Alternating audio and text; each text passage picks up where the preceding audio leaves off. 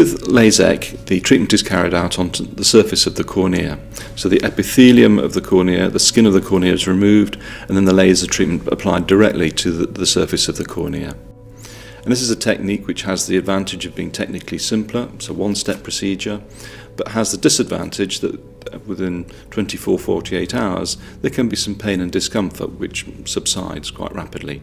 With LASIK, it's a two-step procedure that you use one laser to cut a flap in the cornea, which is then lifted up, and then the treatment laser is used to apply the laser correction to the deeper layers of the cornea. So the advantage of having LASIK is that the amount of discomfort is much less, and the visual recovery is much quicker, within a day or two of treatment.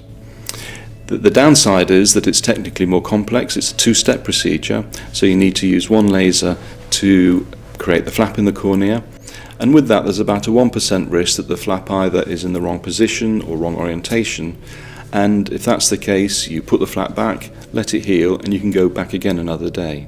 Ultimately the choice between LASIK and LASEK is after discussion between the patient and the surgeon, and you choose the most suitable option for that particular individual prescription and the individual person and patient. There are alternatives now being considered, for example SMILE, in which a lenticule is removed from the centre of the cornea.